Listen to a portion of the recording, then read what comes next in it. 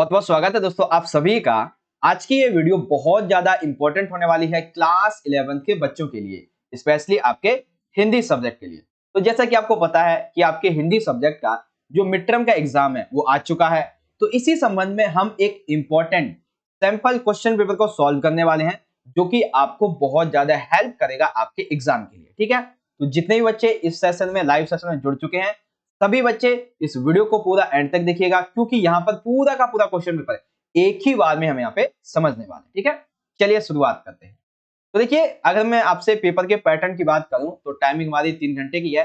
Maximum marks हमारे यहाँ पे टोटल 80 हैं, और जो क्वेश्चन पेपर है वो दो पार्ट में डिवाइड है। एक है खंड आ, यानी कि जिसमें वास्तुपरक प्रश्न होते हैं, सिंपल सा एमसीक्यू बेस्ड। ठीक है, एमसीक्यू बेस्ड होंगे क्वेश्चन 48, जिसमें से आपको 40 प्रश्नों के उत्तर देने हैं। ये खंड हमारा आ हो जाएगा। फिर हमारा खंड बा आएगा, जिसमें हमारे 8 वर्णात्मक प्रश्न, यानी कि जिसमें आपको दृश्य लेखन, क्वेश्चन आंसर, प्रसंग व्याख्या, ये सभी लिखने होते हैं। तो हर एक का क्वेश्चन का आंसर मैं आपको बहुत अच्छे तरीके से समझाऊंगा। इसमें आपके दृश्य लेखन, कार्यव्रत, कार्य सूची, प्रतिवेदन, प्रसंग व्याख्या, अव्यक्ति माध्यम, इंपॉर्टेंट क्वेश्चन आंसर, हर एक चीज को हम बहुत अच्छे तरीके से समझेंगे। ठीक है, तो चलिए शुरुआत करते हैं। देखिए, यहाँ पे हमारा जो सेक्शन नंबर ए रहेगा, अपठित मतलब कि सेक्शन ए में दो क्वेश्चन। एक तो पहला जो हमारा अपठित गद्यांश आता है 8 मार्क्स का, ये वाला। ठीक है, और एक जो हमारा दूसरा क्वेश्चन आएगा, दूसरा क्वेश्चन बेसिकली इस तरीके से रहेगा हमारा। हाँ, ये रहा। इसमें दो काव्यांश दिए होंगे, दोनों में से किसी एक को करना होगा। तो ये दोनों ही क्वेश्चन, गद्यांश के और पद्यांश के, ये दोनों ही आपके हमेशा अलग आते हैं। तो हम क्या करेंगे, हम इन क्वेश्चन को नहीं करेंगे, क्योंकि आपके ऑफिशियल क्वेश्चन पेपर में ये as it is same question नहीं आएंगे। हमारे लिए जो इंपॉर्टेंट क्वेश्चन है वो शुरुआत होते हैं क्वेश्चन नंबर 3 से, जिसमें अव्यक्ति माध्यम के एमसीक्यू हैं, फिर आपके पोएम से, फिर चैप्टर से, और फिर अंतराल वाली किताब जो है उससे। ठीक है, शुरुआत करेंगे क्वेश्चन नंबर 3 से। और हाँ, जो भी बच्चे इस लाइव सेशन में जुड़ चुके हैं, अभी जो भी बच्चे इस वीडियो को देख रहे हैं, आप क्या करें, क्वेश्चन के आंसर को आप भी चाहे तो कमेंट कर सकते हैं लाइव सेशन में या फिर कमेंट बॉक्स में। इससे आपकी प्रैक्टिस हो जाएगी अच्छे से। ठीक है बच्चों, चलिए शुरुआत करते हैं। देखिए, क्वेश्चन नंबर 3 है हमारे अव्यक्ति माध्यम से संबंधित एक मार्क्स के 5 क्वेश्चन। आइए देखते हैं भाई। सबसे पहला यहाँ पे बच्चों प्रश्न है हमारा, संचार शब्द की उत्पत्ति किस धातु से हुई है? आप सभी के ऑप्शन है चर, अचर, मूल या फिर तत्सम। तो अब आपको जो इसका राइट आंसर लगता है, आप कमेंट बॉक्स में या फिर लाइव सेशन में बता सकते हैं। इससे आपकी प्रैक्टिस हो जाएगी, क्योंकि आप सही बताओगे तो एक कॉन्फिडेंस बढ़ेगा, हाँ मैंने पढ़ रखा है। अगर गलत बताओगे तो याद हो जाएगा आपको, मैंने इसका ये गलत बताया था, ये इसका राइट आंसर। ठीक है, तो इस तरीके से सभी बच्चे आंसर जरूर करें।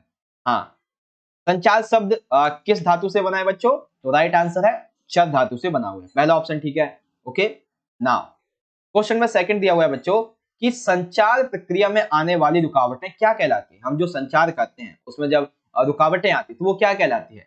पुटीकृत, शोर, रुकावट या फिर फीडबैक। तो संचार प्रक्रिया में आने वाली रुकावटों को कहा जाता है शोर। ठीक है, अगला क्वेश्चन थर्ड, जनसंचार से प्रकाशित या फिर जो प्रसारित होने वाली सामग्री होती है, ठीक है, जनसंचार के द्वारा जो भी प्रकाशित की जाती है, जो भी प्रसारित की जाती है, इस सामग्री को नियंत्रित कौन करता है, निर्धारित कौन करता है?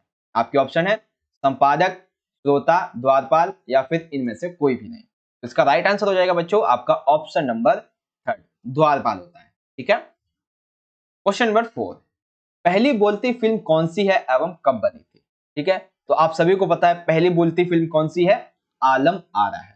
ठीक है, अब हमें डेट यहाँ पे आइडेंटिफाई करने की कौन सी सही है। तो इसकी डेट सही है बच्चों 1931 की। ठीक है, और ये भी बता देता हूं कि ये बनाई किसने थी। तो पहली बोलती मूक फिल्म भारत में ये राजा हरिश्चंद्र के द्वारा बनाई गई थी 1913 में, और उसका नाम था आलम आरा। ठीक है, याद रखेंगे अब इसको, किसने बनाई थी? राजा हरिश्चंद्र के। अगला क्वेश्चन देखें, क्वेश्चन नंबर 5 है बच्चों, हमारी डायरी किससे साक्षात्कार कराती है? यानी कि हम जो डायरी लिखते हैं वो बेसिकली किसके बारे में बताती है? क्या वो हमारे स्वयं के बारे में बताती है, समाज के बारे में, दूसरे के बारे में, या फिर इनमें से कोई? तो राइट आंसर क्या हो जाएगा? जब हम अपनी डायरी लिख रहे हैं तो सिंपल सी बात है, हम अपने बारे में लिखेंगे। दैट मीन्स ऑप्शन ए यानी कि का वाला राइट हो जाएगा। ठीक है, तो आपके अभिव्यक्ति माध्यम से संबंधित ये हमारे 5 इंपॉर्टेंट क्वेश्चन हो गए। ठीक है, अब आगे चलते हैं। तो अगला यहाँ पे आया हुआ है बच्चों पाठ्य पुस्तक अंतरा भाग 1 से। ठीक है, इससे आपके 12 मार्क्स के एमसीक्यू आएंगे, एक तो कविता वाला और एक अध्याय वाला। तो कविता वाला देखिए यहाँ पे दिया हुआ है, ये बेसिकली है सपना कविता से, सपना कविता से। ठीक है, देव का जो है। क्वेश्चन देखते हैं। क्वेश्चन में पूछा गया बच्चों नायिका को सपने में किसका साथ प्राप्त होता है? आपके ऑप्शन है कृष्ण का, गोपी का, ग्वाले का या पति का। तो सभी को इसका आंसर पता होगा कि नायिका को किसका सपने में जो साथ वो प्राप्त होता है, श्री कृष्ण का। ऑप्शन नंबर ए राइट है। ठीक, क्वेश्चन नंबर सेकंड है बच्चों, नायिका सपने में क्यों प्रसन्न थी? नायिका जो थी उसका सपने में प्रसन्न होने का क्या कारण था? तो राइट आंसर क्या हो जाएगा? राइट आंसर ये हो जाएगा कि कृष्ण जी के द्वारा उन्हें झूला झूलने का आमंत्रण दिया गया था। तो उन्होंने कृष्ण जी ने कहा कि आओ सखी चलो चलते हैं झूला झूलते हैं। तो इसी के आमंत्रण पर वो सपने में बहुत ज्यादा प्रसन्न थी। ठीक है, तो कौन सा राइट हो जाएगा? खा वाला। अगला क्वेश्चन में थर्ड दिया हुआ है बच्चों, सपना कविता का भाव सौंदर्य क्या है? सपना कविता का भाव सौंदर्य क्या है? आपके ऑप्शन है संयोग संयोग अवस्था का वियोग अवस्था में बदलना, मिलन का वियोग में बदलना, दोनों ही सही है, या फिर इनमें से कोई नहीं। ठीक है, यहाँ पे एक लिखा हुआ है बेसिकली, तो हम क्या कहेंगे, ये संयोग अवस्था से वियोग में बदलना भी है। दैट मीन्स इसका हम नॉर्मल भाषा में क्या कहते हैं, इसे मिलन का वियोग में बदलना। इसका क्या राइट आंसर हो जाएगा?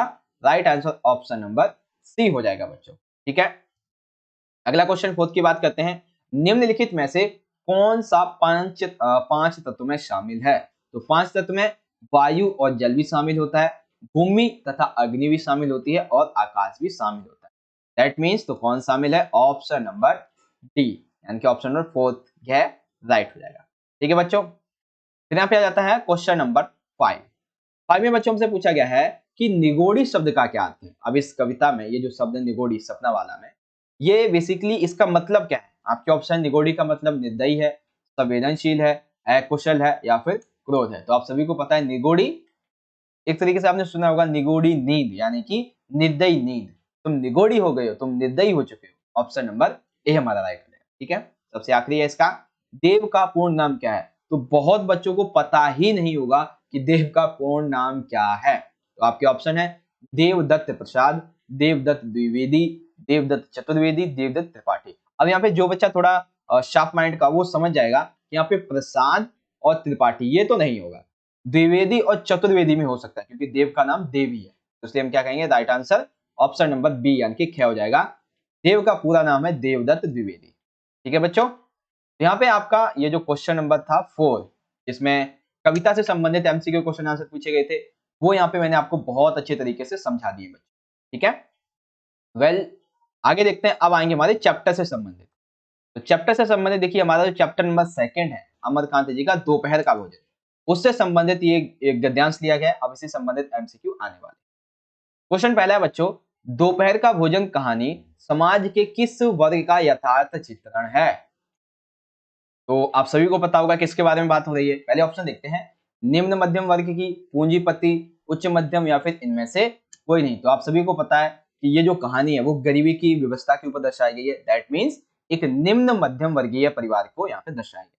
ठीक है बच्चों, क्वेश्चन नंबर 2, कहानी का मुख्य पात्र कौन है, यानी कि कहानी का मुख्य चरित्र कौन है? तो इसका आंसर सभी बच्चों को पता होगा, option number B, Siddheshwari is the right answer.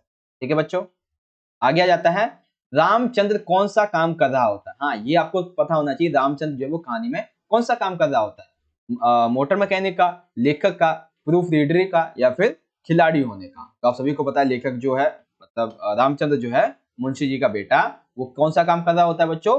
Proof reader का, जिससे थोड़ी बहुत कमाई हो जाती है और घर का खाना पीना थोड़ा बहुत चल जाता है, लेकिन फिर भी भरपेट खाना उनको नहीं मिल पाता। ठीक है, चौथा है, दोपहर का भोजन कहानी की मुख्य समस्या क्या है? तो जैसा कि मैंने आपको भी बता दिया है, क्या समस्या है? समस्या है बच्चों बेरोजगारी। क्या है? बेरोजगारी।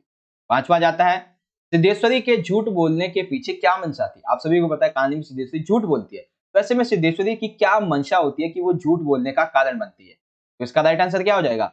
वह अपने परिवार में सद्भाव बनाए रखना चाहती है, यानी कि एक दूसरे के प्रति प्रेम, एकता, इसको बनाए रखना चाहती थी, इसीलिए वो एक दूसरे से झूठ बोलती रहती है। ठीक है, जैसे कि कहानी में यदि जो मोहन है वो बाजार जाता है घूमने के लिए, अगर वहीं जब रामचंद्र आता है खाना खाने के लिए, अगर वो बता दे कि वो वहां पे गया है घूमने के लिए, पढ़ने नहीं गया है, तो झगड़ा हो जाएगा। वहीं अपने बेटों की झूठी तारीफ अपने पति के सामने कर देती है, जिससे जो है मतलब द्वेष उत्पन्न ना हो। ठीक है, फिर छठा आ जाता है, मुंशी जी तथा सिद्धेश्वरी की असंबद्ध बातों में कौन सा शामिल है? आप सभी को पता है मुंशी जी और सिद्धेश्वरी जी, जब मुंशी जी खाना खा रहे होते हैं तो सिद्धेश्वरी आपस में ये दोनों बात कर रहे होते हैं, तो इसमें कुछ बातें ऐसी होती हैं जिनका कहानी से मतलब उनकी बातों से कोई अर्थ नहीं निकलता है, लेकिन कहानी से संबंध होता है। कौन सी बातें हैं? पहला ऑप्शन है बच्चों, सिद्धेश्वरी कहती है कि मालूम होता है कि अब बारिश नहीं होगी। तो इसका कहानी से कैसे संबंध है? क्योंकि कहानी में यदि बारिश नहीं हुई तो फसल नहीं उगेगी, फसल नहीं उगेगी तो ऐसा ही अगला साल भी जाएगा अकाल टाइप में। ठीक है, फिर एक खा है यहाँ पे जो मुंशी जी हैं वो कहते हैं कि मक्खियां बहुत हो गई हैं, अर्थात वो कहते हैं कि अब रिश्तेदार जो बहुत ज्यादा मतलब हम कहीं घूमने वगैरह नहीं जाते, ये सारी चीजें। तो यहाँ पे क्या हो जाएगा? ये दोनों ही सही है, दैट मीन्स ऑप्शन नंबर गा, पहला दूसरा दोनों ही सही है। ठीक है बच्चों, तो आपके चैप्टर नंबर 2 अमरकांत दोपहर का भोजन, उससे इतने ही इंपॉर्टेंट क्वेश्चन आंसर बनते हैं। ठीक है बच्चों, वेल अब यहाँ पे आपकी जो सेकंड बुक है पूरक पाठ्य पुस्तक अंतराल भाग 1, इससे संबंधित क्वेश्चन आंसर आ जाते हैं। तो चलिए इसको भी डिस्कस कर लेते हैं। पहला क्वेश्चन है बच्चों यहाँ पे, हुसैन की कहानी अपनी जवानी, इसका सबसे पहला अंश जो है वो किस से जिंदा है, अर्थात पहला अंश जो है वो किस संबंध में है? आपके ऑप्शन है बड़ौदा के बोर्डिंग स्कूल से या फिर रानीपुर बाजार से। ये दोनों तो है ही नहीं, क्योंकि देखो दो ही अंश दिए हुए हैं, एक है बड़ौदा का बोर्डिंग स्कूल और एक है रानीपुर बाजार। अब आपको इसमें आइडेंटिफाई ये करना है कि पहला अंश कौन सा है। तो पहला अंश है बच्चों बड़ौदा के बोर्डिंग स्कूल का, ठीक है, और दूसरा अंश है रानीपुर बाजार का। ठीक है, याद रखेंगे। अब पहला अंश बड़ौदा की बोर्डिंग स्कूल का और दूसरा है रानीपुर बाजार का। आगे देखें, क्वेश्चन नंबर 3 दिया हुआ है बच्चों कि अब्बा जी ने हुसैन को बड़ौदा के स्कूल में क्यों भेज दिया, अर्थात अब्बा ने हुसैन को बड़ौदा के स्कूल में क्यों भेजा? क्या उसे वो कलाकार बनाना चाहते थे? क्या जब उसके दादा की मृत्यु हो जाती तो शौक से बाहर नहीं निकल पाता इसके लिए, या फिर वो दोस्तों के साथ मजे कर सके इसके लिए, या फिर इनमें से कोई नहीं? तो आप सभी को पता है कि लेखक जो है वो कहानी में अपने पिता के पिता यानी कि दादाजी से बहुत ज्यादा लगाव करता था। तो उनकी मृत्यु के बाद वो शौक से निकल नहीं पाता था, कमरे में ही रहता था, उनकी शॉल ओढ़ता था, उनकी खाट पे सोता था, जिससे वो अनुभव करता था कि हाँ मेरे दादाजी मेरे साथ हैं। ठीक है, तो इसी गम से इसी दुख से बाहर निकालने के लिए उन्होंने यानी कि उसके अब्बा ने उसके हुसैन के पिता ने उसका दाखिला जो है वो बड़ौदा के एक बोर्डिंग स्कूल में करवा दिया। दैट मीन्स ऑप्शन था हमारा यहाँ पे राइट हो जाएगा। ठीक है बच्चों, क्वेश्चन नंबर 3 है, निम्नलिखित में से कौन सा लेखक का दोस्त नहीं है? तो लेखक के दोस्त में सबसे पहला है मोहम्मद इब्राहिम गौहर अली, बिल्कुल था। हामिद कम्बर हुसैन, बिल्कुल था। अब्बास अली फिदा, ये भी था। लेकिन जो दोस्त नहीं है वो है ऑप्शन नंबर 3, श्याम दोस्त नहीं होता। ठीक है, आगे देखते हैं। क्वेश्चन नंबर 6 दिया हुआ है बच्चों कि हुसैन ने किन अवसरों पर अपनी जन्मजात कला का परिचय दिया है? तो दो अवसर होते हैं, कौन कौन सा? सबसे पहला अवसर ये होता है कि जब उसके मास्टर जो है वो ड्राइंग मास्टर ब्लैक बोर्ड पे एक चिड़िया बनाते हैं, वो कहते हैं कि सभी बच्चे जो है इसे एक बार हूबहू इसे बनाएंगे। तो केवल और केवल उस क्लास में लेखक ही ऐसा होता है, जब वो बाल स्वरूप होता है तब उसमें वो सेम टू सेम वही चिड़िया अपनी स्लिप पे बना देता है जैसे कि मास्टर ने बनाई थी।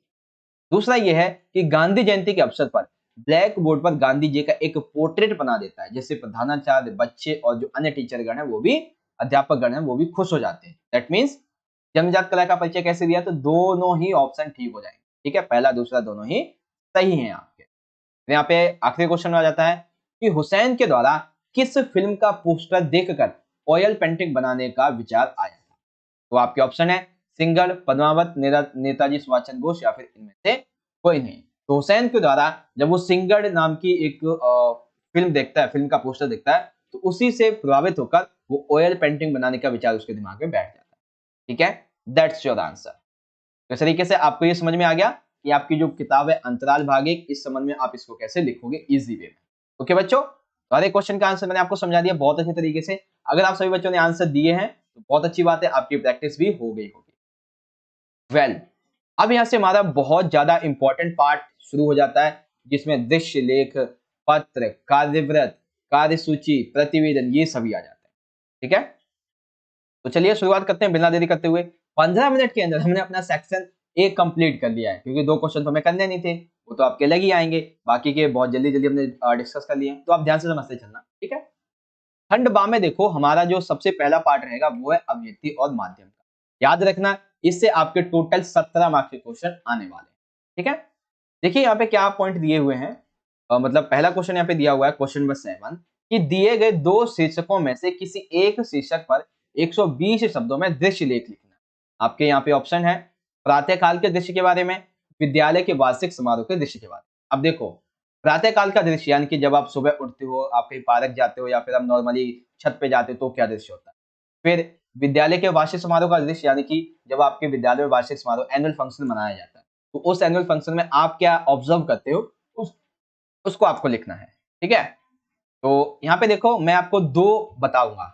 एक तो ये मैं आपको प्रातः काल का दृश्य बता देता हूँ, ठीक है? और एक आपको मैंने अभी थोड़ी देर पहले मतलब कल एक क्वेश्चन पेपर डाला था, उसमें आपको साप्ताहिक बाजार के दृश्य को दिखाया था। ठीक है? तो इसमें आपको प्रातः काल का दिखा देता हूँ और समझा भी देता हूँ, फिर आप उसको देख लेना, ठीक है? तो प्रातः काल के दृश्य के बारे में आप सबसे पहले छोटा पॉइंट बनाओगे, जैसे कि सूर्योदय होता है, फिर सुबह हो जाती है, मैं बाहर जाता हूँ, फिर पार्क आता है, फिर लोग और फिर बारिश। ठीक है? यानी कि छोटे-छोटे की पॉइंट्स आपने यहाँ पे लिख दिए हैं। अब देखो कैसे लिखेंगे? जो हमने देखा, जो हमने महसूस किया उसी को लिखा है। प्रातःकालीन लाल सूर्य आकाश में छाए बादलों को लालिमा से रंग रहा होता है। कि पंछी जो होते हैं वो घोंसले को छोड़ने की तैयारी कर रहे होते हैं। आप सभी को पता है सुबह-सुबह सूर्य एकदम लाल होता है। ठीक है? पंछियों की चहचहाट वातावरण में संगीत उत्पन्न करती है। अब सुबह कभी उठना, पार्क जाना तो बहुत ही अच्छा लगता है आपको। पंछी जो होते हैं आवाज करते हैं, बहुत प्यारे से। ठंडी-ठंडी हवा चल रही होती है, जिसके कारण पेड़-पौधे झूम रहे होते हैं। फूलों पर भ्रमर गुंजर कर रहे होते हैं, यानी कि जो भौरे होते हैं वो गुंजर कर रहे होते हैं।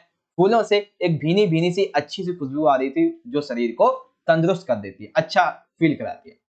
पार्क में लोग समूह बनाकर व्यायाम कर रहे थे। वहीं एक और बेंच पर लगभग 60 से 70 वर्ष की महिलाएं जो बैठकर हंस रही थी, तालियां बजा रही, यानी कि व्यायाम वो भी कर रही थी। पार्क के पैदल पथ पर यानी कि जो रोड टाइप में होता है, वहां पे महिलाएं और पुरुष जॉगिंग कर रहे थे। और जब ये सारी प्रक्रिया चल रही थी, व्यायाम की, जॉगिंग की, सारी की, तभी यहाँ पे अचानक से उसी सुबह बादलों की गड़गड़ाहट और आसमान आसमान मतलब बादलों की गड़गड़ाहट से आसमान जो है वो ऊंट उठता है और फिर धीरे-धीरे करके हल्की-हल्की फुहार पड़ने लगती है, जिससे मिट्टी से एक अनोखी खुशबू आती है, जो हमें मिट्टी के प्रति और भी आकर्षित कर देती है। जो लोग सैर कर रहे थे, वो पेड़ों के नीचे छाया ढूंढ रहे थे। बारिश के कारण जो भी क्रियाएं वगैरह हो रही थी, वो सब बंद हो गई। व्यायाम, तालियां, हंसकर जो भी कर रहे थे, सब कुछ बंद हो जाता है। साथ ही सभी ने अपने आंसू समेट लिए होते हैं। जो बच्चे पार्क में खेलने आए थे, वे अब बारिश को होता देखकर तेज कदमों से अपने घर की तरफ लौट रहे हैं। तो ये वो दृश्य है जो मैंने देखा, जो मैंने महसूस किया। ठीक है? फिर एक दृश्य यहाँ पे है साप्ताहिक बाजार का दृश्य, जैसे मैंने आपको बताया था। इस संबंध में मैंने सोमवार बाजार के बारे में आपको बताया था कि हमारे क्षेत्र में सोमवार बाजार लगता है और फिर यहाँ पे दुकानदार कब से कब तक जो है वो अपनी तैयारी कर लेते हैं। फिर महिलाएं जाती हैं, सब्जी मंडी होती है, सब्जी की रेडीमेड गारमेंट्स मजदूर वगैरह के लिए कि इम्पोर्टेंट है, ये मैंने आपको बताया था। आप चाहो तो इसे इजीली पढ़ सकते हो। ठीक है? तो यहाँ पे 5 मार्क्स का ये क्वेश्चन कंप्लीट हो गया। अब यहाँ पे क्वेश्चन नंबर 8 जो है, इसमें आपके 2 क्वेश्चन है, एक 5 मार्क्स का है, एक 3 मार्क्स का है। 5 मार्क्स के क्वेश्चन में सबसे पहला है बच्चों कि महामारी काल में जन जागरूकता की आवश्यकता के संबंध में दैनिक समाचार के संपादक को पत्र लिखना है। तो आइए लिखते हैं भाई दैनिक समाचार के संपादक को पत्र। इस संबंध में महामारी काल में जन जागरूकता की आवश्यकता। चलिए, अच्छा दूसरा इसमें क्या दिया हुआ है? दूसरा दिया हुआ है एसएल पब्लिक स्कूल में टीजीटी हिंदी का पद रिक्त है, तो आपको क्या करना है, अपनी योग्यता का विवरण देते हुए हाँ एक आवेदन पत्र भी आएगा। ठीक है? तो पहले लिखेंगे हम वही same as it is address, परीक्षा भवन नई दिल्ली। यहाँ पे कुछ और भी चाहो तो लिख सकते हो, 3 लाइन कर देना। ठीक है? यहाँ पे क्या आ जाएगा? यहाँ पे आ जाएगा बच्चों आपको भेजने वाला जो एड्रेस है उसका आ जाएगा। फिर एक डेट जिस दिन मैं ये वीडियो बना रहा हूँ 30 अक्टूबर 2022। अब किसको लिख रहे हैं? समाचार पत्र को लिख रहे हैं, तो हम क्या लिखेंगे? समाचार पत्र के संपादक को। ठीक है? तो हम लिखेंगे संपादक दैनिक समाचार पत्र करोलबाग नई दिल्ली डैश डैश डैश। ठीक है? तो ये एड्रेस कौन सा हो गया? जो भेज रहा है। ठीक है? भेजने वाले का। और ये जहां पर भेजा जा रहा है। ठीक है ना? ये एड्रेस है। अब विषय क्या होगा? तो विषय सिंपल सी बात है कि महामारी के काल में जन जागरूकता की आवश्यकता के संबंध में पात्र है। अब देखो इसके अंदर क्या क्या लिख दोगे। आप चाहो तो इजीली वैसे पढ़ सकते हो, मैं आपको बता भी देता हूँ। मैं आपके इस एक सेकंड, इसका मुझे पीपीटी चेंज करना पड़ेगा। हाँ, मैं आपके इस प्रतिष्ठित लोकप्रिय समाचार पत्र के माध्यम से नागरिकों और अधिकारियों का ध्यान इस महामारी काल में जन जागरूकता की आवश्यकता की ओर ध्यान दिलाना चाहता हूं। महामारी ने आज पूरे ही विश्व में तेजी से अपने पांव पसार लिए हैं, अतः वैश्विक स्वास्थ्य संकट जो है वो गहराता जा रहा है। आप सभी को पता है महामारी ने कितना बड़ा नुकसान किया है सभी कंट्रीज की इकोनॉमी का। इस काल के वायरस से मरने वालों की संख्या लगातार बढ़ती जा रही है, लेकिन अभी भी कुछ लोग ऐसे हैं जो इस बीमारी को हल्के में ले रहे हैं और सोशल डिस्टेंसिंग की धज्जियां उड़ा रहे हैं। इस लापरवाही के कारण अनेक लोगों की जान खतरे में पड़ सकती है और खतरे में ऑलरेडी पड़ी हुई भी है। फिर यहाँ पे क्या लिखेंगे? अच्छा, एक चीज वैसे मैं आपको बताना भूल गया, क्या थी? जब अपना ये दृश्य लेख लिख लोगे ना, तो आपको सबसे आखिरी में एक वर्ड ये लिखना है, कट टू। Cut to. अगर आप इसको नहीं लिखोगे ना, तो आपका आधा मार्क्स इसकी वजह से कट जाएगा। ठीक है? तो दृश्य लेखन के लिखने के बाद आपको ये वर्ड लिखना है, कट टू, सबसे आगे। ठीक है? हाँ, तो हम यहाँ पे थे। अब यहाँ पे हम बात करेंगे कि बेसिकली समस्या वगैरह क्या होती है। तो देखो, खुद को स्वस्थ रखना ही सबसे बड़ी आवश्यकता है। इस महामारी के काल में हमें खुद को स्वस्थ रखना ही बहुत इंपॉर्टेंट होता है। टीका लगवाना, वैक्सीन लगवाना, एक सुरक्षित दूरी को अपनाना, मास्क पहनना, बार-बार हाथ धोना व भीड़ में जाने से बचना, ऐसी जो आदतें हैं, इन सभी का पालन आज की एक बहुत बड़ी आवश्यकता बन गई है। पालन तो करना ही है, साथ ही सख्ती से पालन करना है। स्वास्थ्य विभाग, शिक्षा विभाग एवं अन्य सेवाओं से जुड़े जो जन प्रहरी हैं, वो एक अग्नि मोर्चे के समान हमारे सामने खड़े हुए हैं और हमारी वो रक्षा कर रहे होते हैं। लेकिन लोगों को बिना मास्क लगाए घूमता देखकर, बाहर त्योहारों के दिनों में भीड़ को देखकर ऐसा लगता है कि महामारी के प्रति लोग जो है वो बहुत ही दृष्टिकोण उनका कम होता जा रहा है। लोगों को अब महामारी का डर भय है ही नहीं एक तरीके से। ठीक है? लोग कहते हैं क्या है ये? क्या है महामारी? कहाँ से आई थी? कुछ नहीं है, सब खत्म हो गया। हमारा संकल्प एवं हमारा संयम ही हमें बीमारी से बचाएगा। साथ ही मरीजों की संख्या यदि डेली से डे बाय डे बढ़ती चली गई, तो इससे एक राज्य की स्थिति जो है वो खराब होती चली जाएगी। अतः दूरदर्शन, रेडियो, हमें हर तरीके से लोगों को जागरूक करना चाहिए और जो इसकी प्रक्रिया है उन सभी को पालन करवाना चाहिए। अतः आशा है कि आप मेरे विचारों को अपने आदरणीय समाचार पत्र में स्थान देंगे ताकि लोग और सरकारों को साझा प्रयासों के बारे में, बीमारी के बारे में, रोकथाम के बारे में सुनिश्चित किया जा सके। ठीक है? लिखेंगे धन्यवाद और भवरिया। मैंने आपको पूरा का पूरा ये पढ़ के भी बता दिया है। ठीक है? आपका ये जो लेटर है इसको मैंने आपको पढ़ के भी बता दिया इजी वे में। अभी तो आप समझ गए होंगे। अब दूसरा क्वेश्चन था यहाँ पे बच्चों कि आपको एक पत्र लिखना था किस संबंध में, कि एसएल पब्लिक स्कूल में टीजीटी हिंदी का पद रिक्त है और विज्ञापन के अनुसार अपनी योग्यता को बताते हुए आपको लिखना। आपको चॉइस में मिला है, चाहे आप संपादक को लिख दो, चाहे आप आवेदन पत्र लिख दो। ठीक है? तो लिखेंगे कैसे? यहाँ पे सेम एज इट इज वही हमने लिख दिया है कि परीक्षा भवन, नई दिल्ली, और फिर डेट। ये कौन सा एड्रेस है, मतलब एड्रेस कौन सा? ये वो एड्रेस है जो हमने लिखा है। ठीक है? जो हम भेज रहे हैं, हम भेजने वाले हैं, हम लिखने वाले तो हमने लिखा है। फिर डेट लिख दी है। उसके बाद किसको लिखने को बोला भाई? प्रधानाचार्य को। तो प्रधानाचार्य स्कूल का क्या नाम है? SL public school, Rohini, Delhi. पद क्या है भाई? तो पद है टीजीटी हिंदी पद के लिए आवेदन। उसके बाद महोदय, अगर प्रधानाचार्य है, प्रधानाचार्य तो महोदय या फिर महोदय। फिर कैसे लिखेंगे कि दैनिक जागरण में दिनांक 2 जनवरी 2021 को प्रकाशित विज्ञापन से ये पता चला कि इस स्कूल में हिंदी के पद के लिए हिंदी के पद रिक्त है। मैं स्वयं को इस पद के उम्मीदवार के रूप में प्रस्तुत करता हूं या कर रही हूं। मैं आपको ये आश्वासन देता हूं कि यदि आप मुझे मौका देंगे तो मैं अपना कार्य पूर्ण लगन से, परिश्रम से और निष्ठा से करूंगा या करूंगी। आशा है कि आप मेरे आवेदन पर ध्यानपूर्वक विचार करेंगे। मैं अपनी शैक्षिक योग्यताएं, कार्य अनुभव आदि का विवरण आपको नीचे दे रहा हूं। अब देखो, चाहे आपका कोई सा भी विषय आ जाए, कोई सा भी विषय, आपको क्या करना है, यहां से लेके एड्रेस आप सेव कर लो, याद कर लो। बस आपको क्या करना है, जो आपका एड्रेस है उसे चेंज कर देना और सब्जेक्ट को। अब ये वाली जो इतनी लाइन है ना, ये वाली, इसको आप पूरा का पूरा एड्रेस लिख दोगे। बस आपको चेंज क्या करना होगा, आपको जो है वो अपना स्कूल का नाम जो भी रहेगा और पद, इसको चेंज करना है बस। बाकी आप पूरा का पूरा यही लिख सकते हो। फिर लिखेंगे भवदीय ककगा, और यहाँ पे संलग्नक, यानी कि आप क्या क्या इसके साथ में देने वाले हो। तो यहाँ पे मैं शैक्षिक तथा मेरी जो अन्य प्रमाण पत्रों की प्रतिलिपियां वो देने वाला हूँ। पासपोर्ट आकार का एक फोटो दूंगा और स्वयं दूंगा। ठीक है? तो स्वयं कैसे लिखेंगे? सबसे पहले हम लिखेंगे अपना नाम। ठीक है? ठीक है, तो पहले क्या लिखेंगे हम? अपना नाम, अपने पिता का नाम, आपका स्थायी पता और आपकी जन्म। ये स्वयं में हो गया। फिर आपको यहाँ पे शैक्षणिक योग्यता लिखनी है। मैं आपको पहले बता देता हूँ, आपको टेबल बनाने की जरूरत नहीं है। ठीक है? आप सीधा सीधा लिख दोगे कि पहला पॉइंट डाला, फिर लिख दिया 10वीं कक्षा सीबीएसई 2007 80%, फिर 12वीं कक्षा सीबीएसई 2009 85%, हिंदी ऑनर्स, क्योंकि हिंदी विषय की बात की तो आपको हिंदी से संबंधित 2-3 पॉइंट दो आपको लिखनी पड़ेगी। तो हिंदी ऑनर्स दिल्ली विश्वविद्यालय से की है 2012 में 70% के साथ में, बीएड की हुई है, एमए की हुई है, इस तरीके से लिख देंगे। ठीक है? तो 2 पॉइंट हो गए हमारे। कौन कौन से? एक तो स्वयं में आपका नाम, स्थायी पता वगैरह, और शैक्षणिक योग्यता। फिर उसके बाद आपको अन्य योग्यताओं के बारे में भी बताना होता है। जैसे कि अन्य योग्यता क्या है भाई आपकी? तो मुझे कंप्यूटर बहुत अच्छे से पता है, कार्य अनुभव क्या है? तो हाँ, कार्य अनुभव है भाई। मैंने विकास एक पब्लिक स्कूल है हरियाणा का, यहाँ पे मैंने 2 वर्ष हिंदी शिक्षण यानी हिंदी टीचर के रूप में कार्य किया है। उपलब्धियां क्या है भाई? तो राज्य स्तर पे मैंने 2016 में भाषण प्रतियोगिता में प्रथम पुरस्कार पाया था, और कविता लेखन में 2018 में साहित्य अकादमी द्वारा पुरस्कृत किया गया है। आपकी अभिरुचियां, भाषा का ज्ञान और संपर्क, और उसके बाद एक डेट और हस्ताक्षर। यह है आपका एक आवेदन वाला पार्ट, ठीक है। बिल्कुल एज इट इज आपको सेम लिख देना है। बस आपको ये जो 2 पॉइंट है ये चेंज करने हैं, ठीक है, मतलब ये 3 है बेसिकली, ये चेंज करने हैं। और आपका जो यहाँ पे इस वाली लाइन में ये वाली इतना जो वर्ड है इसको चेंज करना है। बाकी की आप पूरा as it is same copy कर सकते हो, याद कर सकते हो, ठीक है। अब यहाँ पे हम चलते हैं अगले क्वेश्चन की तरफ। एक क्वेश्चन है यहाँ पे कि आपको एक कार्य सूची तैयार करनी है, और एक है आपको प्रतिवेदन तैयार करना है, ठीक है। कार्य सूची प्लस में प्रतिवेदन, और एक है बच्चों कार्यव्रत, ठीक है।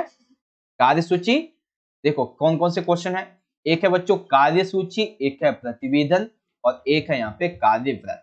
तो यहाँ पे मैं आपको सजेस्ट करूंगा कि आप ना, आपके लिए जो सबसे आसान पड़ेगा वो रहेगा कार्य सूची तैयार करना। बहुत ही सिंपल सा है, आपको ज्यादा कुछ फॉर्मेट वगैरह भी याद करने की जरूरत नहीं पड़ेगी, लेकिन मैं आपको तीनों ही समझाऊंगा, ठीक है। चलिए सबसे पहले हम देखेंगे कार्य सूची को, जो मैं आपको ऑलरेडी बता भी चुका हूं एक बार। तो कार्य सूची हम किसके बारे में लिखेंगे, ये हमारा क्वेश्चन था। अब इसके लिए कार्य सूची कैसे लिखेंगे?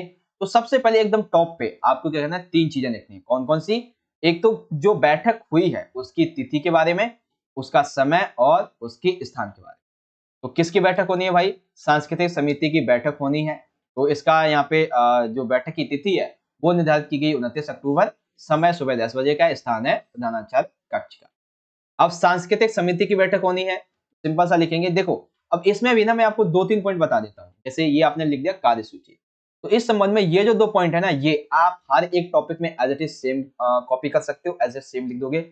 और उसके बाद ये बाकी के ये जो 3 टॉपिक है, 3 पॉइंट है। देखो पहला पॉइंट क्या है कि इसको एक बार चेंज कर लेते हैं। हाँ, समिति के सदस्यों का स्वागत किया गया और पिछली बैठक के कार्यवृत्त की यहाँ पे संतुष्टि की गई। उसके बाद खर्च के लिए धन की व्यवस्था की गई है, जलपान किया गया और धन्यवाद ज्ञापन किया गया। तो ये जो आपके 5 पॉइंट है ना, ये आप एज इट इज कार्य सूची में कॉपी कर लेना, याद कर लेना। अब यहाँ पे कुछ कुछ चेंजेस करने होंगे। जैसे मान लेते हैं सांस्कृतिक समिति की जगह शैक्षणिक समिति आ जाती है, चिकित्सक समिति आ जाती है, व्हाटएवर कोई सी भी समिति होती है, स्वच्छता समिति, हिंदी समिति, आपको बस यहाँ पे नाम उसका चेंज कर देना है। जैसे कि विद्यालय में सांस्कृतिक विकास की स्थिति पर चर्चा की गई है, तो उस विद्यालय में हिंदी के विकास की यहाँ पे चर्चा की गई थी, स्वच्छता के विकास की चर्चा की गई। उप सांस्कृतिक समिति का गठन किया गया, उप स्वच्छता समिति का गठन किया गया, उप हिंदी समिति का गठन किया गया, ऐसे लिख दोगे। बच्चों के सांस्कृतिक विकास, बच्चों के हिंदी विकास, बच्चों के द्वारा स्वच्छता को कैसे ध्यान में रखा जाए, इसके विकास की बात की गई। फिर यहाँ पे उप संस्कृति के द्वारा मतलब जो भी उप समितियां बनाई जाएंगी किसी भी विषय के संबंध में, उससे एक मासिक रिपोर्ट ली जाएगी और वो अपनी जो हेड है उसको दिया करेगी, ठीक है। तो यानी कि आप पूरा का पूरा ऐसे एज इट इज याद कर लो। बस आपको ये जो नाम है ना, ये नाम, बस ये आपको 2-4 चेंज कर देने बस। और बाकी का आपको फिर क्या करना है, आप चाहो तो इसे, ये जो यहाँ पे लिखे हुए 3-4 पॉइंट, इससे आप चाहो तो यहाँ पे भी लिख सकते हो, लेकिन जो राइट ऑप्शन सही बनेगा, यानी कि जो इससे आप सही को लिखना होगा वो इस तरीके से, ठीक है। हस्ताक्षर, अगर आपको नाम दिया गया तो नाम लिख देंगे, वरना अपना नाम। फिर यहाँ पे सचिव का नाम लिख देंगे, और उसके बाद समिति कौन सी है, तो विद्यालय सांस्कृतिक समिति है। विद्यालय का एड्रेस क्या है, तो एड्रेस हमारा ये वाला है। सिंपल सा आपको इस तरीके से लिखना है, कोई ज्यादा आपको टेंशन लेने की जरूरत नहीं है, सिंपल वे में, ठीक है। तो ये हो गया बच्चों हमारा कार्यसूची वाला पॉइंट कंप्लीट। आई होप आपको समझ में आ गया होगा। समझ में आया है बच्चों? तो आप कमेंट बॉक्स में बताओ यस सर समझ में आ चुका है जो भी आपने समझा, ठीक है। वेल, दूसरा यहाँ पे क्वेश्चन है बच्चों कि महिलाओं के संबंध में जो भी उनके साथ अत्याचार होते हैं, इसकी समिति को लेकर एक बैठक हुई है, उसका प्रतिवेदन आपको तैयार करना है। तो कैसे लिखेंगे इसका आंसर? इस तरीके से लिख देंगे कि महिलाओं पर होने वाले घरेलू उत्पीड़न से संबंधित कारण एवं उन्हें खत्म करने के लिए एक समिति का गठन किया गया, जिसमें निम्नलिखित सदस्य थे। अब एक एक करके समझते हैं। तो आपको समिति के संबंध में, चाहे आप देखो या तो कार्यव्रत तैयार करो या फिर प्रतिवेदन तैयार करो, आपको कुछ कुछ पॉइंट लिखने पड़ेंगे, कुछ कुछ लोगों के नाम। जैसे कि श्रीमती राधा देवी सचिव हैं, श्रीमती प्रीति देवी अध्यक्ष हैं, श्रीमती मोहिनी देवी सदस्य हैं, कृष्ण जी सदस्य हैं और शिवम जी सदस्य। अब प्रतिवेदन के संबंध में आपको कुछ कुछ पॉइंट याद रखने हैं। जैसे कि गठित समिति के द्वारा इस दिशा में एक प्रतिवेदन प्रस्तुत किया गया। क्या था वो? ये था कि नारी जिसे आज हिंदू धर्म में कभी दुर्गा तो कभी काली का रूप बताया जाता है, लेकिन आज कई छोटे देशों में, कई कस्बों में महिलाओं के साथ उत्पीड़न किया जाता है, उनके साथ घरेलू हिंसा की जाती है। इसे रोकने के लिए कई प्रयास किए गए। अब इस समिति ने जो प्रयासों को बताया है उसे लिख देंगे।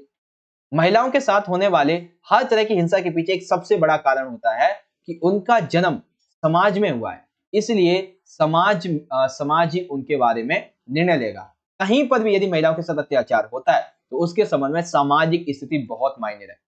दूसरा है, महिलाओं से संबंधित मामलों में जो भी रिपोर्ट होती है, जो भी जांच होती है, जो भी न्यायालय सुनवाई होती है, इसको किया जाना चाहिए, जो कि केवल और केवल महिला जो पुलिस अधिकारी है, क्योंकि एक महिला का दर्द एक महिला ही समझ सकती है।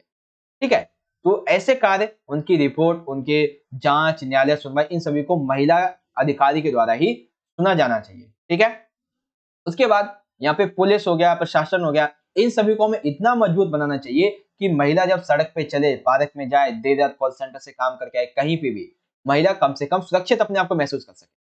ठीक है, उसके बाद महिलाओं के प्रति समाज के नजरिए में बदलाव की आवश्यकता है। इसमें सबसे बड़ी भूमिका जो है माता पिता निभाते हैं, उनके आसपास के लोग और विद्यालय निभाते हैं। ठीक है, क्योंकि हमें, जब हम बच्चे होते हैं 15 से 20-25 साल के आसपास के, जब हम अपने स्कूल और घर तक के संबंधित होते हैं, तो हमारे माता पिता, हमारे दोस्त, हमारे स्कूल, हमारे आसपास का समाज ही इस वातावरण को, जो महिलाओं के खिलाफ उत्पीड़न के कार्य करता है, उसको खत्म कर सकता है। के बाद जो भी कानूनी प्रावधान है, उन सभी को और भी ज्यादा मजबूती से यहाँ पे लागू करना चाहिए।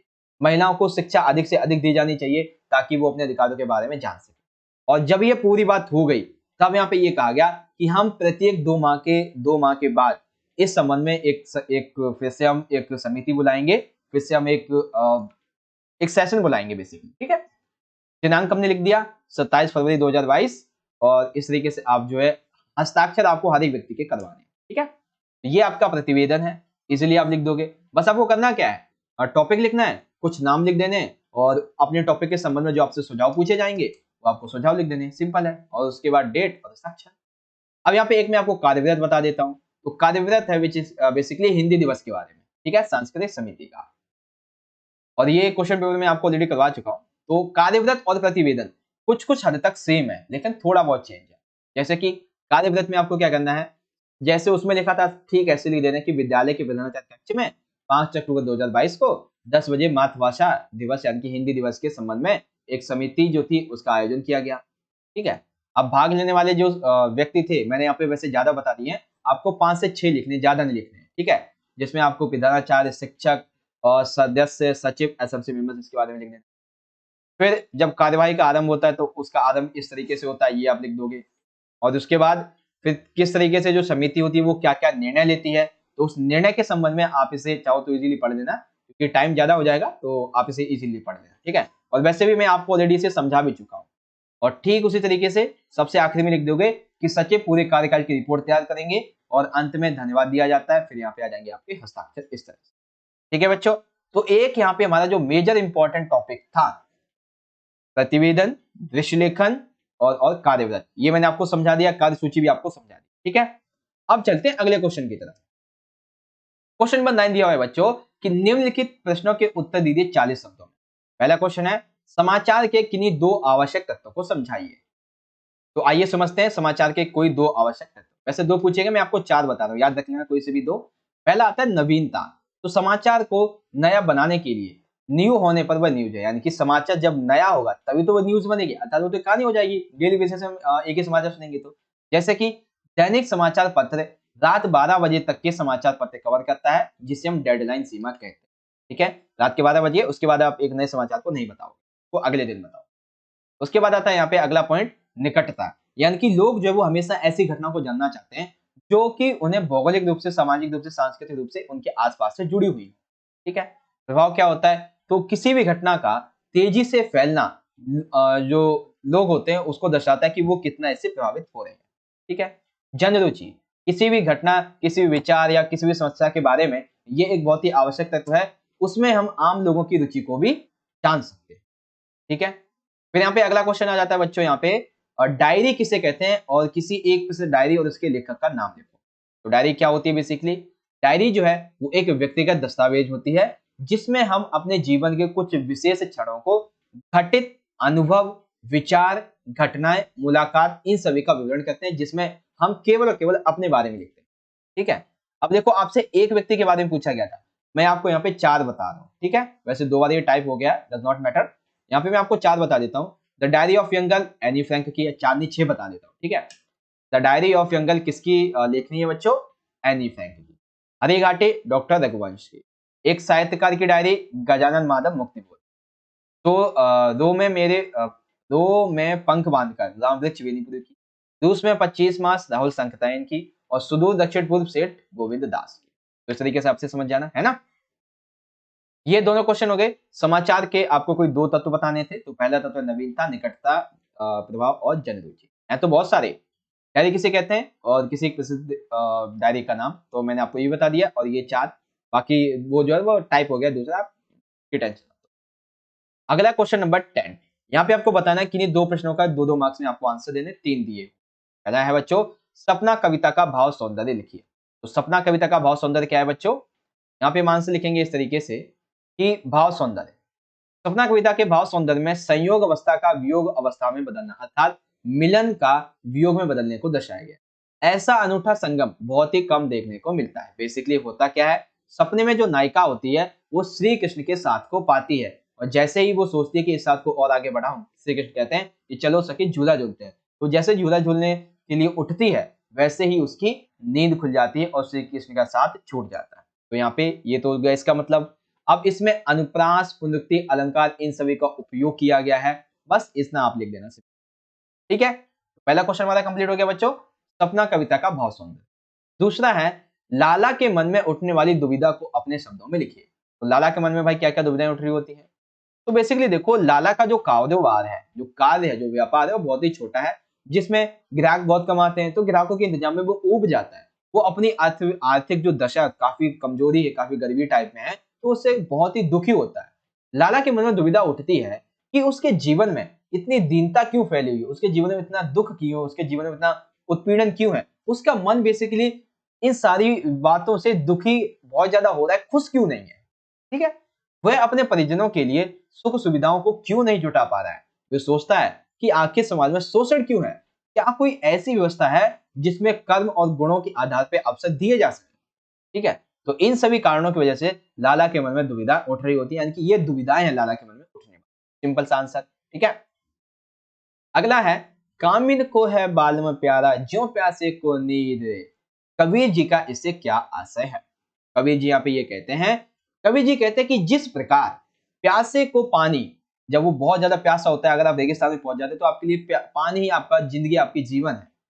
जिस प्रकार एक प्यासे को पानी बहुत अधिक प्रिय होता है, चाहत होती है, उसके लिए वो तड़पता है, वह उसकी प्राप्ति के लिए कई प्रयत्न करता है, और पानी मिलते ही अपनी प्यास बुझा लेता है। उसे तभी चैन आता है जब पानी मिल जाता है, अर्थात वो बेचैन है। ठीक इसी तरीके से कामिन अर्थात स्त्री, वो अपना बालम अर्थात पति को बहुत प्यारा होता है, यानी कि पत्नी को अपना पति, कामिन को अपना बालम बहुत ही ज्यादा प्यारा होता है।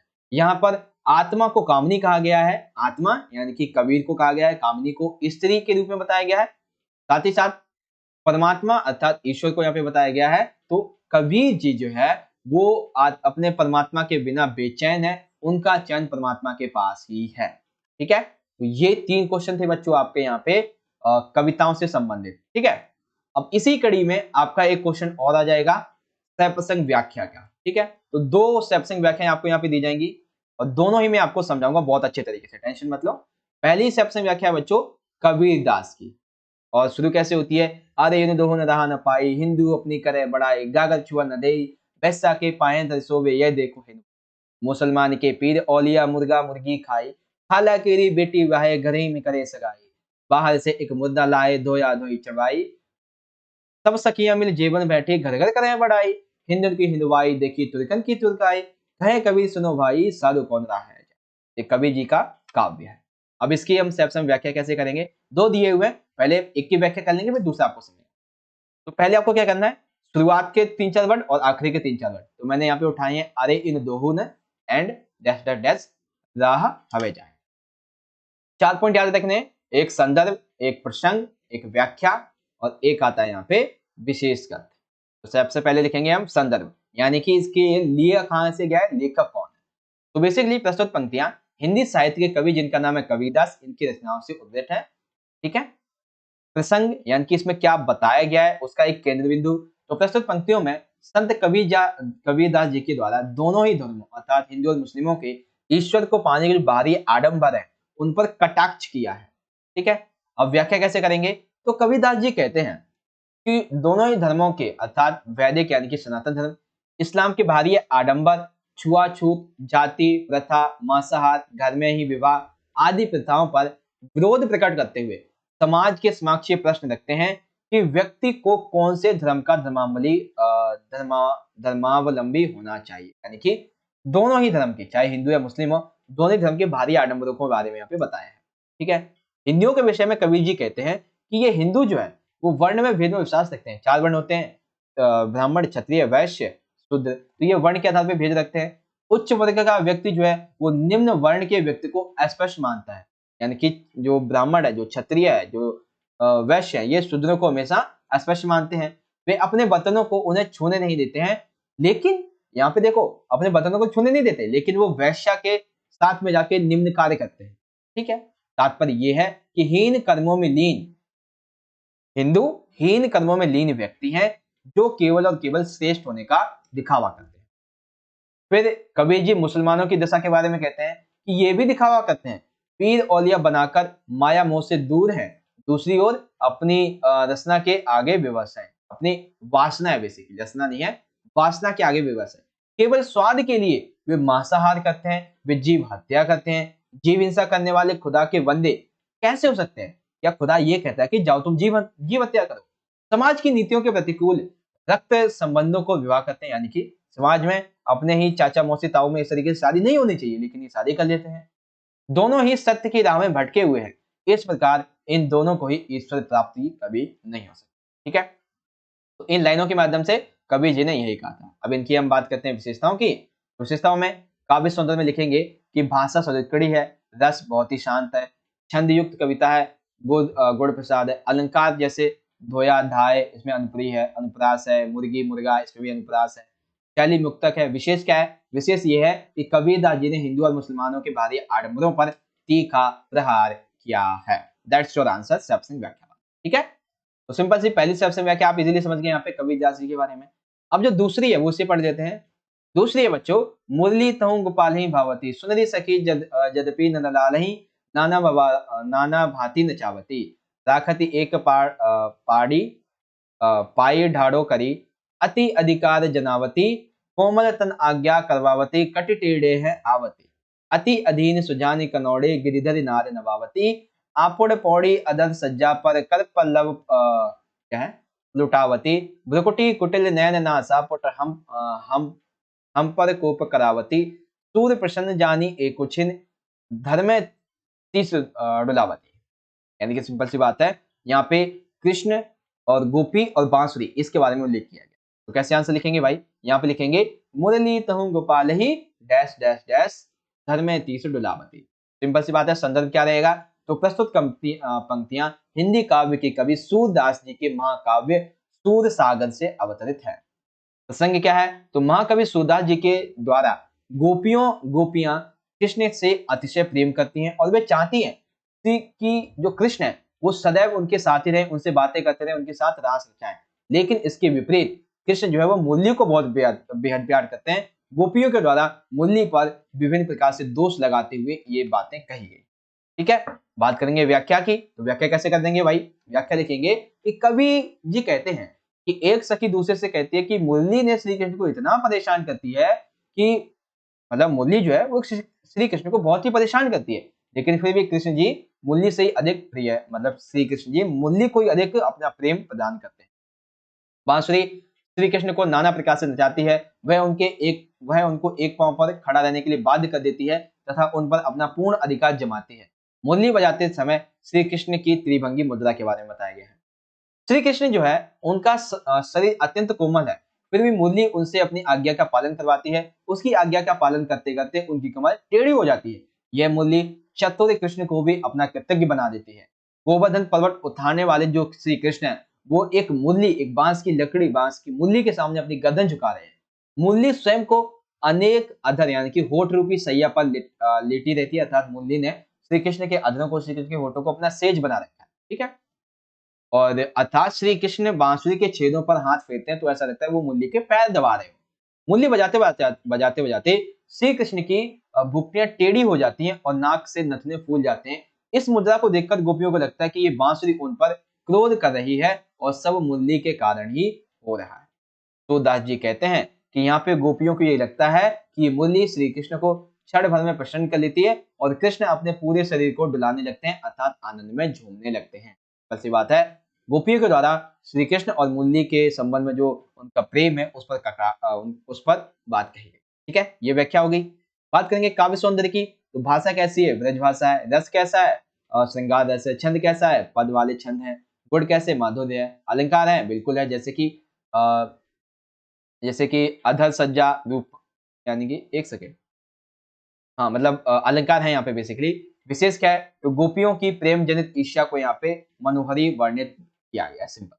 ठीक है, तो दोनों ही कविताओं के यहाँ पे मैंने आपको सेप्शन व्याख्या भी इस तरीके से समझा दी है। एक सेप्शन व्याख्या बच्चों आपकी यहाँ पे दी गई है, मैं आपको दिखा देता हूँ, ये रही। ठीक है, अब आप चाहो तो इसे इजीली पढ़ सकते हो। ये बेसिकली जो है वो आपकी हंसी की चोट से ली गई है, ठीक है, सूरदास वाले से। तो आप चाहो तो इसे पढ़ लो और यहाँ पे मैं आपको दिखा भी देता हूँ, इस तरीके से आप इसे पढ़ सकते हो। ठीक है, 3 सेप्शन व्याख्या मैंने आपको आज के इस क्वेश्चन पेपर में समझा दी और आशा करता हूँ कि आपको समझ में भी आई होंगी अच्छे तरीके से। ठीक, अब चलते हैं अपने अगले क्वेश्चन की तरफ। हाँ, अगला क्वेश्चन दिया हुआ है बच्चों, 2-2 मार्क्स के 3 हैं, 2 करने हैं आपको। पहला है, हामिद ने चिमटे की उपयोगिता सिद्ध करते हुए क्या-क्या तर्क दिए। आपको क्या करना है, 2 से 3 तर्क लिखने हैं। मैं आपको थोड़े ज्यादा बता देता हूँ, आप याद कर लेना इनमें से कोई भी। ठीक है, हामिद ने चिमटे की उपयोगिता सिद्ध करते हुए तर्क लिखे। देखो आपको पॉइंट में नहीं लिखना है, आपको पैराग्राफ में लिखना है। मैंने समझाने के लिए यहाँ पे पॉइंट बना दिए, ठीक है, आपको पैराग्राफ में आंसर लिखना है। तो हामिद कहता है कि चिमटा जो है बहुत ही बड़े काम की चीज है।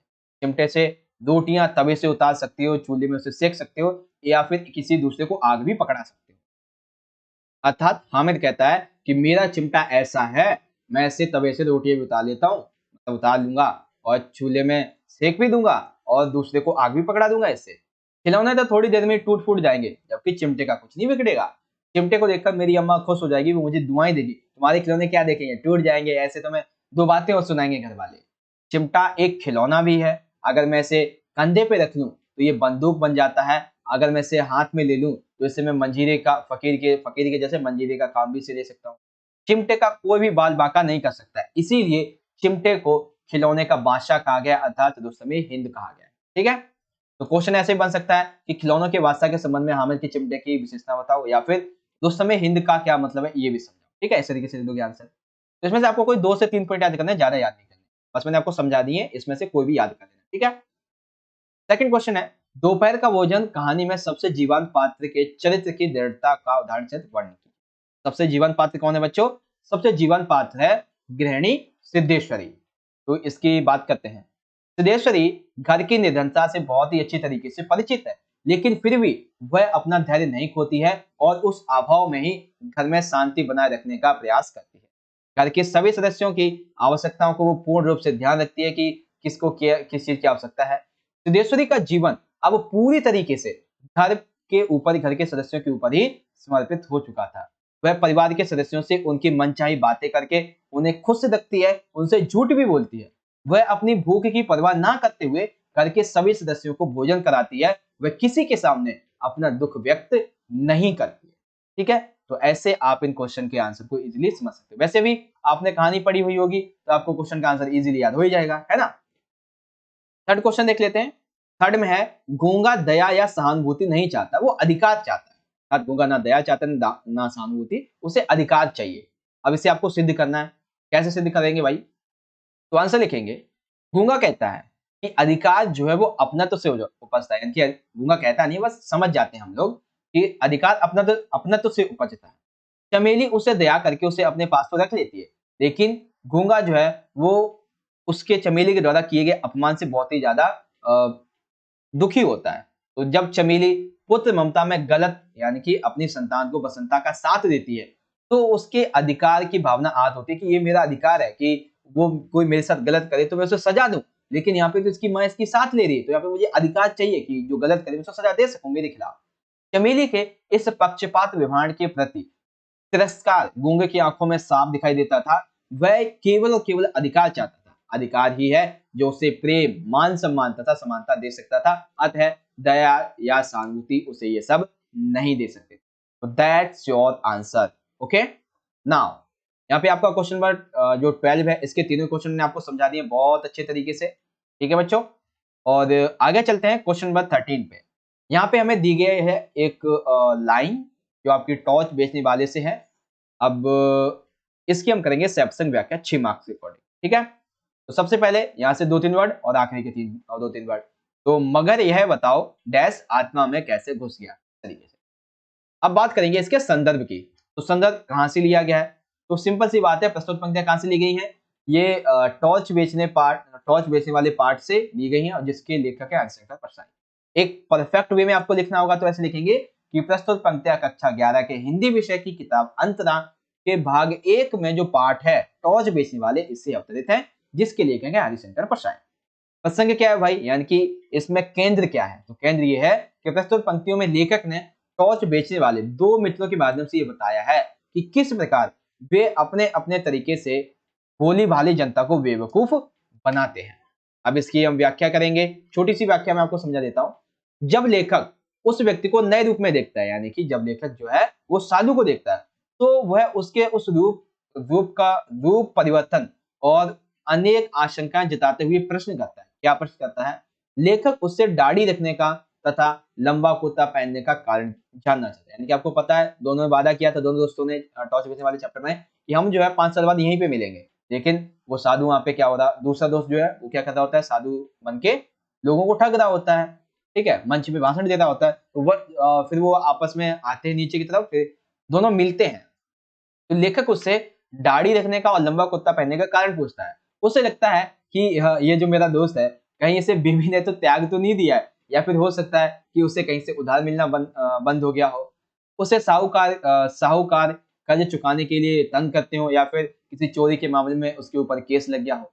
ये सभी कारण उस व्यक्ति को साधु सन्यासी का रूप धारण करने को मजबूर करते हैं। लेकिन यहाँ पे कहानी तो कुछ और ही होती है। वह टॉर्च बेचकर लोगों के जीवन में प्रकाश भरने का दावा करता है। कौन? जो सूरज छाप कंपनी की टॉर्च बेचता था, वो दोस्त। अब वो ये जानना चाहता था कि आखिर बाहर का टॉर्च भीतर उसकी आत्मा में कैसे घुस गया, क्योंकि अब वह आत्मा के प्रकाश की बातें करने लगता है। अर्थात दोनों ने कहा था कि हम टॉर्च ही बेचेंगे, ठीक है, लेकिन एक जो था वो टॉर्च बेचकर, मतलब एक तो सूरज छाप कंपनी की टॉर्च बेचने लगा, और दूसरा आत्मा के अंदर जो अंधेरा है उसकी टॉर्च बेचने लगा। ठीक है, उसके बाद व्यंग्यार्थ यहाँ पे ये है कि बाहरी आदमी दुनिया के प्रपंचों से तंग आकर आंतरिक ज्ञान और प्रकाश की बातें करता है। अंदर जो अंधेरा छाया हुआ है उसके प्रकाश को कैसे हटाया जाता है, इसकी बात करता है। विशेष क्या है? तो विशेष ये है भाई कि देशज भाषा खड़ी बोली इसका उपयोग किया गया है। व्यंग्यात्मक संबंधों का यहाँ पे अधिक इस्तेमाल किया गया है, जो शब्द है इसका इस्तेमाल किया गया है। प्रश्नवाचक शैली है, संवाद शैली है, और रोचकता हमें यहाँ पे बहुत अच्छी देखने को मिलती है। सिंपल है। ठीक है, इस तरीके से आपकी ये जो सैमसंग व्याख्या थी आप यहाँ से इजीली समझ सकते हो। एक सैमसंग व्याख्या आपको मैं और दिखा देता हूँ जो आपकी ईदगाह वाले चैप्टर से है। ठीक है, तो ईदगाह वाले चैप्टर से यहाँ से ली गई है आपकी सैमसंग व्याख्या। आप चाहो तो इसे इजीली यहाँ से पढ़ सकते हो। ठीक है, संदर्भ, प्रसंग और उसके बाद व्याख्या आ जाती है। व्याख्या आपको कैसे लिखनी है, आप चाहो तो वीडियो को पॉज कर लो और इसे इजीली समझ लेना। ठीक है, और फिर यहाँ पे आ जाते हैं कुछ विशेष। ओके, देन अब यहाँ पे हमारा क्वेश्चन नंबर आ जाता है बच्चों 14 में हमसे पूछा गया है कि दो क्वेश्चन है, आपको किसी एक आंसर देना है। पहला है, दुकान पर बैठे बैठे मकबूल के भीतर का कलाकार उसके किन क्रियाकलापों से अभिव्यक्त होता है? मकबूल दुकान में बैठा होता है, तो ऐसे कौन कौन से क्रियाकलाप है जिससे उसका जो कलाकार होता है उसके अंदर का वो यहाँ पे दिखाई देता है। तो कैसे लिखेंगे आंसर, देखते हैं। इसलिए देखो, मकबूल जो था वो दुकान पर बैठने के बाद भी ड्राइंग और पेंटिंग पर ही अपना सारा ध्यान लगाता था। क्यों? क्योंकि वह उसे गले का पूरा जो हिसाब था वो मुंह जबानी याद रहता था। इसके साथ ही वह अपने आसपास के जीवन में व्याप्त जो भी कुछ चल रहा होता है उसके स्केचों को उभारता है। इस तरह वह अपने आसपास आने वाले, उठने बैठने वाले लोगों के स्केच बना लेता है, जैसे घूंघट ओढ़े मेहतरानी का, पेंच वाली पगड़ी पहने एक व्यक्ति का, गेहूं की बोरी उठाने वाले मजदूर का, सिजदे की निशान का, दाढ़ी से युक्त की पठान का, बकरी के बच्चे का, इन सभी का वो स्केच बनाता रहता है। तो इससे में ये पता चलता है कि उसके अंदर ड्राइंग का यहाँ पे एक कलाकार अभी भी छुपा हुआ है। फिर उसने एक फिल्म देखी थी जिसका नाम था सिंगर। तो सिंगल फिल्म से प्रेरित होकर उसने अपनी सभी की सभी किताबें बेच दी और ऑयल पेंटिंग करने का सारा सामान खरीद लिया और ऑयल पेंटिंग करना उसने शुरू कर दिया। इसी फिल्म ने उसे ऑयल पेंटिंग के लिए प्रेरित किया और उसने अपनी पहली ऑयल पेंटिंग भी उसी दुकान में रहकर बनाई थी। ठीक है, तो आप अपना आंसर इस तरीके से लिख देंगे। आई होप आप समझ गए होंगे कि मकबूल दुकान पर बैठने के बावजूद भी ड्राइंग तथा पेंटिंग पर अपना सारा ध्यान कैसे लगाता था। ठीक है, फिर खा आ जाता है पाठ में मकबूल के पिता के व्यक्तित्व की कौन कौन सी यहाँ पे बातें उभर कर आई हैं। तो कौन कौन सी बातें उभर कर आई हैं बच्चों, देखेंगे। सबसे पहला कि मकबूल के पिता ने देखा कि जब उसके पिता की यानी कि मकबूल के पिता के पिता मकबूल के दादाजी की जब मृत्यु हो जाती है तो उनका बेटा जो है उनके दुख से निकल नहीं पाता है। तो उन्होंने क्या किया, लेखक के साथ में सख्ताई नहीं की बल्कि प्रेम पूर्वक व्यवहार करते हुए उसका दाखिला एक बोर्डिंग स्कूल में करवा दिया। इन परिवर्तनों से ये पता चलता है कि लेखक जो है, लेखक के पिता जो थे वो उसके प्रति एक अच्छा व्यवहार रखते थे, नरम व्यवहार रखते थे। ठीक है, उसके बाद जब उसे पता चलता है कि उसका जो बेटा है वो एक कलाकार है, ठीक है, अर्थात वो उसके अंदर ड्राइंग करने की बहुत ही ज्यादा एक तरीके से क्षमता है। अपने बेटे की प्रतिभा को उन्होंने नष्ट नहीं होने दिया, ड्राइंग की प्रतिभा को नष्ट नहीं होने दिया, उसको पूरा समर्थन दिया। बेटे की कला को देखकर वो काफी प्रसन्न होते थे एवं बेटे का हौसला बढ़ाते हुए उन्होंने क्या किया, इनके इसके पिता ने, मकबूल के पिता ने ऑयल पेंटिंग का सामान जो था वो उसे लाकर दे दिया। इससे ये पता चलता है कि वे कला के परखी थे और योग्यता को पहचानने वाले इंसान रहे थे। That's your answer all this question. ठीक है, का आंसर यहां से आप देख सकते हो, इजीली चाहो तो पढ़ लो दोबारा से, और जो सेकंड वाले क्वेश्चन का आंसर है इजीली आप यहां से रीड आउट कर सकते हो। अब यहाँ पे हमारा जो हमारा सेकंड वाला चैप्टर था यानी सेकंड पेपर था, उसमें मैंने आपको बताया था कि इस तरीके से क्वेश्चन था कि लेखक ने अपने 5 मित्र के जो शब्द चित्र प्रस्तुत किए थे उनमें अलग अलग व्यक्ति की झलक मिलती है, फिर वे साथ रहते थे। क्यों रहते थे? क्योंकि सभी के चेहरे पे हंसी विद्यमान रहती थी, सभी एक तरीके से बोलने वाले होते थे, हंसते थे, दिलकश होते थे, यानी कि उनका स्वभाव एक तरीके से ऐसा था जिसकी वजह से वो आपस में हमेशा साथ रहते थे। फिर यहाँ पे क्वेश्चन क्या था कि आप ये कैसे कह सकते हो कि हुसैन का अपने दादा से विशेष लगाव था। तो कैसे कह सकते हो कि जब दादा की मृत्यु होती है तो वो उनके सदमे से बाहर नहीं निकल पाता है, उनकी अचनक को ओढ़ के उनकी पहन के उनकी खाट पे लेटा रहता है, उनके पास होने का, उनके सानिध्य पाने का यहाँ पे बेसिकली आभास करता है, सिंपल सा। ठीक है, इससे हमें पता चलता है कि हाँ वो अपने दादाजी से बहुत प्रेम करता है। तो ये था बच्चों आज का हमारा पूरा का पूरा क्वेश्चन पेपर क्लास 11 के हिंदी इलेक्टिव यानी कि हिंदी ऐच्छिक का। ठीक है, तो बच्चों आशा करता हूं कि आज का हमारा ये जो क्वेश्चन पेपर था बहुत अच्छी तरीके से आपको समझ में आ गया होगा। हर एक क्वेश्चन का आंसर बहुत अच्छे तरीके से मैंने आपको समझा दिया है, चाहे आपका दृश्य लेखन लिखना हो, चाहे आपको कोई लेटर लिखना हो, ठीक है, संपादक हो जाए, या फिर आपको जो है आवेदन पत्र लिखना हो, अदरवाइज आपको यहाँ पे कुछ और लिखना हो, फॉर एग्जाम्पल कार्यसूची बनानी हो, ठीक है, या फिर आपको यहाँ पे प्रतिवेदन लिखना हो, हर एक क्वेश्चन का आंसर बहुत अच्छे तरीके से मैंने अपनी तरफ से कोशिश की है कि आपको अच्छे तरीके से समझाया जाए। और आपको अगर समझ में आया है तो सभी बच्चे एक बार कमेंट बॉक्स में मुझे जरूर बताएंगे कि आज जो भी क्वेश्चन पेपर मैंने आपको समझाया वो आपको अच्छे से समझ में आया है या नहीं। ठीक है, बाकी मिलते हैं आपसे अगली वीडियो में, तब तक के लिए आप सभी पढ़ते रहेंगे और अपने एग्जाम की अच्छी तैयारी करना। मिलेंगे अगली वीडियो में, तब तक के लिए आप पढ़ते रहे और अपना ख्याल रखें। धन्यवाद। जय हिंद, वंदे मातरम।